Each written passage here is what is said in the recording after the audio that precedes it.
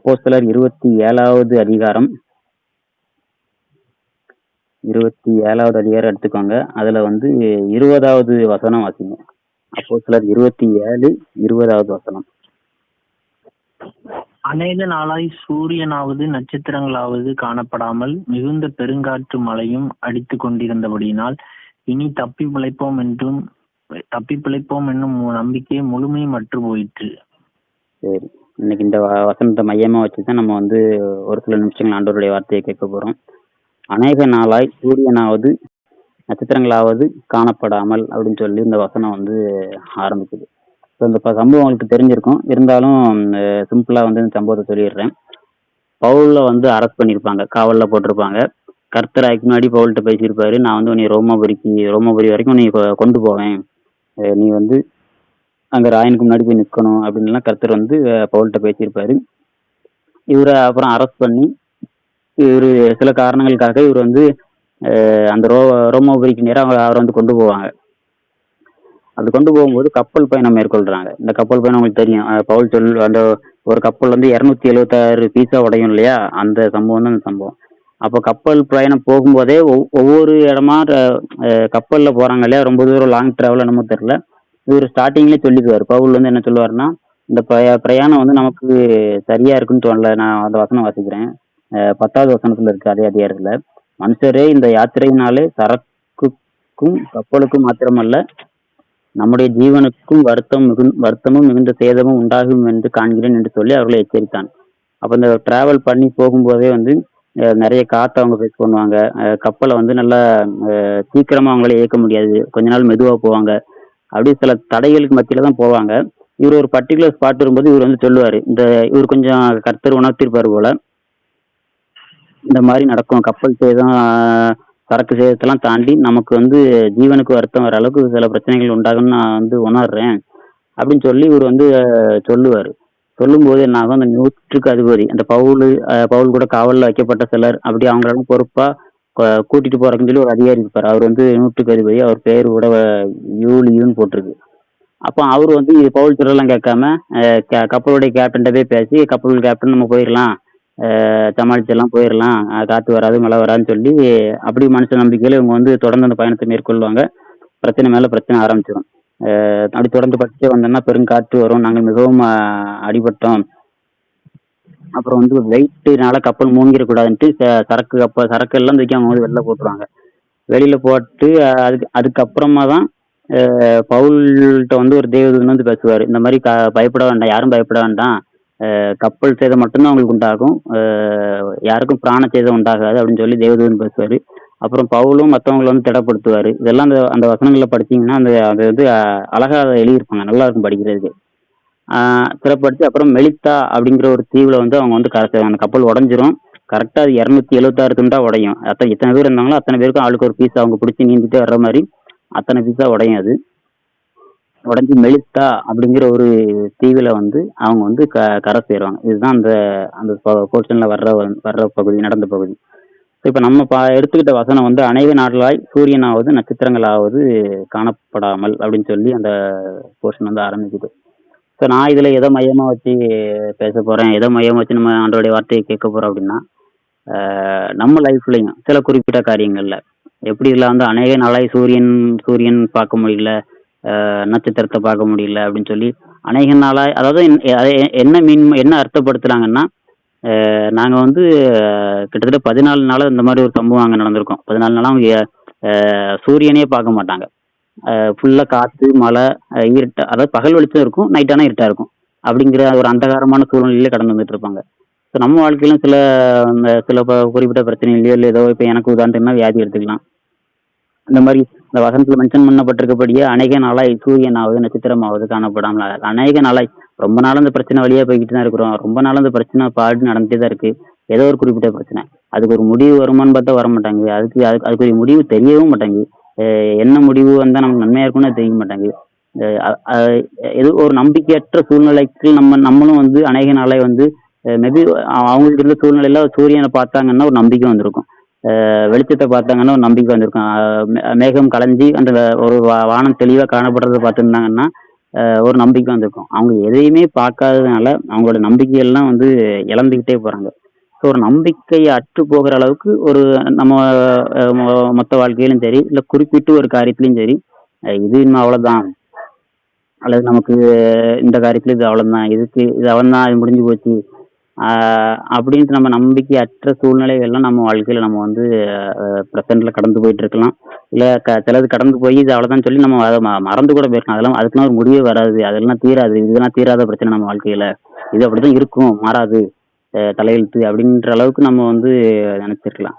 So இப்படி ஒரு சம்பவம் இங்க பார்க்குறோம். இதே மாதிரி லூ லூக்கா 8வது அதிகாரத்த எடுத்தோம்னா, லூக்கா 8வது அதிகாரம் நான் வாசிக்கலாம்னு நினைக்கிறேன். லூக்கா 8வது அதிகாரத்துல 23வது வசனம். படவு ஓடுகையில் அவர் நித்திரையாய் இருந்தார். அப்பொழுது கடலிலே சுழல் காற்றுண்டானதால் அவர்கள் மோசமடையத்தக்கதாய் படவு ஜலத்தினால் நிறைந்தது. அவர்கள் அவரிடத்தில் வந்து, ஐயரே ஐயரே மடிந்து போகிறோம் என்று அவர் எழுப்பினார்கள். அவர் எழுந்து காற்றையும் ஜலத்தையும் கொந்தளிப்பையும் அதட்டினார். உடனே அவைகள் நின்று போய் அமைதல் உண்டாயிற்று. இந்த சம்பவம் உங்களுக்கு தெரியும். இயேசுவும் சீடர்களும் வந்து படகுல கடல்ல போகும்போது இவர் வந்து பின்னாடி போய் தூங்கிடுவாரு. தூங்கினதுக்கு அப்புறமா திடீர்னு காத்தும் கடலும் கொந்தளிக்க ஆரம்பிச்சிடும். இவங்க உடனே பதட்டப்பட்டு ஆண்டவர் வந்து எழுப்பி, ஐயரே நாங்கள் மடிந்து போகிறோம். என்ன என்னன்னா இவங்களுக்கும் அந்த நம்பிக்கை போயிட்டு, நாங்க வந்து மடிந்து போற, நீங்க வந்து கவலை எல்லாம் தூங்குறீங்களே அப்படின்னு சொல்லி பதட்டத்தோட வந்து இவரை வந்து எழுப்புவாங்க. இந்த 2 சம்பவத்தை மையமா வச்சுதான் நான் ஒரு கருத்தை சொல்லி முடிக்க போறேன். ஒரு ஒரு பிரயாணம் பண்றாங்க. ஒரு 2 சம்பவத்திலயுமே ஒரு பிரயாணம், கடல் பிரயாணம் பண்றாங்க. 2 பக்கமும் காற்றும் கடலும் கொந்தளிச்சு பயங்கரமான பிரச்சனைகள் வருது. அப்ப எதுக்கு இந்த பிரச்சனை வந்து இங்க அனுமதிக்கப்படுது? நம்ம வாழ்க்கையிலும் சரி, நம்ம நம்ம ஊழியத்திலேயோ அல்லது நம்ம ஆவிக்குரிய வாழ்க்கையிலயோ எதுக்கு இப்படி ஒரு ஒரு ஒரு ஒரு மோசமான ஒரு சம்பவம், ஒரு மோசமான அனுபவத்தை ஃபேஸ் பண்ற அளவுக்கு ஒரு சம்பவம் வந்து ஏன் வந்து ஒரு போராட்டம் ஏன் அனுமதிக்கப்படுது? ஏன்னா நடுக்கடல்ல தத்தளிக்கிற மாதிரி நம்ம நம்ம வந்து எழுத்தின் பிரகாரம் நம்ம நடுக்கடல் தத்தளிக்காம இருக்கலாம். ஆனா நம்ம சூழ்நிலையை பார்த்தா அதுக்கு நிகரா தான் இருக்கும். நடுக்கடல்ல நான் உதாரணத்துக்கு நான் என்னைய வச்சு சொன்னா உங்களுக்கு ஈஸியா புரியும். அதே அந்த 27வது அதிகாரத்துல அந்த 10வது வசனம் படிச்சாங்க இல்லையா? அதுல வந்து பவுல் சொல்றாரு, நம்முடைய ஜீவனுக்கும் வருத்தமும் அப்படின்னு சொல்லி ஆகும் சொல்றாரு. சில பிரச்சனைகள் வந்து நம்மளுடைய மனசை வருத்தப்படுத்துற காரியமா இருக்கும். சில பிரச்சனைகள் இப்ப எனக்கு இருக்கிற பிரச்சனை வந்து என்னுடைய ஜீவனை வருத்தப்படுத்துற, ஒரு மனசு வருத்தப்படுறதை தாண்டி என்னுடைய ஜீவனை வருத்தப்படுத்துற காரியம். அது புரியுற மாதிரி சொல்லணும்னா, தண்ணி குடிக்க முடியாத சூழ்நிலை, அப்போ மூச்சு வாங்குற பிரச்சனை, சாப்பிட முடியாது, அதாவது நமக்கு பிடிச்ச ஆகாரத்தை சாப்பிட முடியாது, நல்லா திருப்தியா சாப்பிட முடியாது, அந்த மாதிரி பிரச்சனை. இதெல்லாம் ஜீவனை வருத்தப்படுத்துற காரியங்கள். அப்ப எதனால இப்படிப்பட்ட காரியங்கள்லாம் நம்ம வாழ்க்கையில அனுமதிக்கப்படுது? அப்ப அவருக்கு ஏற்கனவே அவர் காவல்ல வைக்கப்பட்டு அவர் கொண்டு போகப்பட்டு இருக்காரு. அவருக்கு இப்ப அவர் இடத்துல யோசிச்சு பார்த்தா இப்படி ஒரு பிரச்சனை நமக்கு தேவையாண்டவரு. மேபி நானா இருந்தா, நம்மளா இருந்தா என்ன பண்ணிருப்போம்? பவுல் மாதிரி நம்ம இருக்கோம். ஏற்கனவே நம்மள வந்து நம்ம செஞ்ச ஊழியத்துக்கு அரெஸ்ட் பண்ணி வச்சிருக்காங்க. அரெஸ்ட் பண்ணி கொண்டுட்டு போறாங்க. அங்கு காற்றும் கடலும் கொந்தளிச்சு நம்பிக்கையற்ற ஒரு சூழ்நிலை வரும்போது நம்மளுடைய மனநிலைமை எப்படிப்பட்டதா இருக்கும்னா, பவுல் மாதிரி திடமா இருக்கும், மற்றவங்களை திடப்படுத்துற இடத்துல இருக்குமான்னு கேட்டா சந்தேகத்துக்குரியது. நம்ம இன்னும் கேள்வி கேட்கிற இடத்துக்கு வேணா தள்ளப்படுவோம். என்னன்றவர் இவ்வளவு பிரச்சனை என் வாழ்க்கையில இருக்கிறது போதாதான் நமக்கு? ஏன்னா இவ்வளவு தூரம் கடந்து வந்து பெரிய போராட்டத்தின் சூழ்நிலை தான், பெரிய பாடுகளின் சூழ்நிலை தான். நான் இந்த காத்து கடல் என் வாழ்க்கையில வரக்கு முன்னாடி நான் நல்லாவா இருந்தேன்? அப்பவுமே நான் பிரச்சனைக்குள்ள தான் வந்துட்டு இருக்கேன். பிரச்சனைகள் மேல பிரச்சனை எனக்கு ஏன் வரணும் அப்படிங்கிற கேள்விதான் வந்து நமக்கு வந்து எழுந்திருக்கும். ஸோ இந்த 2 சம்பவத்தோட முடிவை பார்க்கும்போது அந்த பிரச்சனைக்கான ஆன்சர் வந்து எனக்கு கிடைச்ச ஆன்சர் நான் சொல்றேன். இந்த ஃபர்ஸ்ட் சம்பவத்துல வந்து அப்புறம் இந்த மெலித்தா தீவுல சேர்ந்தாங்கன்னு நான் சொன்னேன் இல்லையா? அந்த மெலித்தா தீவுக்கு போனதுக்கு அப்புறம் என்ன நடக்கும்னா, அந்த தீவார் வந்து இவங்களை அன்போட ஏற்றுக்கொண்டு இவங்களுக்கு வந்து உதவி பண்ணாங்கன்னு சொல்லி வசனத்துல இருக்கும். அந்த தீவுல உள்ளவங்க பவுலுக்கும் அந்த 276 பேருக்கும் சப்போர்ட் பண்றாங்க. மேபி அவங்களுக்கு ஆகாரம் கொடுத்துருப்பாங்க. அப்புறம் அந்த குளிர் காலமா இருக்கிறதுனால விறகு மூட்டி நெருப்பு வச்சு அவங்க குளிர் காயும் போது பவுல வந்து ஒரு பாம்பு கடிச்சிடும், ஒரு விரியன் பாம்பு வந்து அந்த இடத்துல கடிச்சிடும். அப்ப இவன் வந்து பெரிய பாவியா இருப்பான் போல, அந்த தீவார் பேசிக்கிடுவாங்க, பெரிய பாவியா இருப்பான் போல. அதனாலதான் இவன் கடலுக்கு தப்பிச்சு வந்தாலும் கொலைபாதகம் இவனை சும்மா விடல, பாம்பு கடிச்சு இவன் கொஞ்சம் சாவ போறான்னு நினைச்சிட்டு இருந்தாங்க. அவன் வந்து நல்லா இருப்பான், பவுல் வந்து நல்லா இருப்பாரு. அதுக்கப்புறமா இவரு அவங்களுடைய மனசு மாதிரி இவன் வந்து தேவனா இருப்பா, தேவன் போல இவரு அப்படின்னு சொல்லி அப்படி இப்படின்ட்டு வருவாங்க. அதுக்கப்புறம் என்ன நடக்கும்னா, அந்த தீவோடைய தலைவன் இருப்பான் இல்லையா? அந்த தீவோடைய தலைவனுக்கு அப்பா இருப்பாரு. அந்த அப்பா வியாதியா இருப்பாரு. அந்த அப்ப வியாதியா இருந்தவுடனே இவன்கிட்ட அதை தெரியப்படுத்தும் போது பவுல் போய் அவருக்காக அந்த தகப்பனாருக்காக ஜெபம் பண்ணி அவருக்கு வந்து அந்த வியாதி வந்து சுகமாயிரும். அது சுகமான உடனே அதோட நிக்காம அந்த தீவுல யாரெல்லாம் வியாதிப்பட்டிருந்தாங்களோ அவங்க எல்லாரையும் பவுல்கிட்ட கொண்டு வந்துருவாங்க. அந்த தீவுல இப்போ உதாரணத்துக்கு வச்சுக்கிடுவோம். உதாரணத்துக்கு ஒரு 100 பேர் இருக்காங்கன்னா 100 பேர்ல 20 பேர் வியாதிப்பட்டிருக்காங்கன்னு எடுத்துக்கிட்டா கூட அந்த 20 பேரையும் கொண்டு வருவாங்க. அவங்களுக்கு தெரியாதுன்னு சொல்லி பவுல் எல்லாரையும் ஜெபம் பண்ணி இயேசுவின் நாமத்தினால அவங்க எல்லாரையும் வந்து குணப்படுத்துவார். இந்த சம்பவம் நடக்குது. அதே மாதிரி நம்ம இயேசு கிறிஸ்து சம்பவத்துக்கு லூக்கா 8வது அதிகாரத்துக்கு போனோம் அப்படின்னா இவங்க அந்த காத்தையும் கடலையும் தாண்டி வந்து இயேசு கிறிஸ்து அதை வந்து அதெல்லாம் அதட்டி திரும்ப அவங்க கரைக்கு வந்த உடனே அங்க ஒருத்தன் பிசாசு பிடிச்சி இருப்பான். அந்த லேகியன் பிசாசு நமக்கு தெரியும் இல்லையா? அந்த லேகியன் பிசாசு பிடிச்சி அங்க ஒருத்தன் இருப்பான். அதை தொடர்ந்து கீழடி படிச்சுட்டு வந்தீங்கன்னா அவர் கரையில் இறங்கின போது நெடுநாளாய் பிசாசுகள் அல்ல பிசாசும் போடப்படல பிசாசுகள் பிடித்தவனும் வஸ்திரம் தெரியாதவனும் வீட்டில் தங்காமல் பிரேத கல்லறைகளில் தங்கினவனுமாய் இருந்த அந்த பட்டணத்து மனுஷன் ஒருவன் இருந்தான். அப்புறம் அவனுடைய ஸ்ரீலங்காவுக்கு தான் லேகியோன்னு சொல்லுவான். அப்புறம் இந்த பண்டிகைகளுக்குள்ள போங்க ஓடுங்க அப்படின்னு சொல்லுவான். அப்படின்னு அவன் வேண்டிக்கிட்ட அவங்களுக்கு தெரியும். லேகியோன்னா நிறைய பிசாசுகள் கூட்டமா கூடியிருந்த அதாவது லேகியோன்னா 6000த்துக்கு அதிபதியா லேகியோன்னு சொல்லுவாங்க.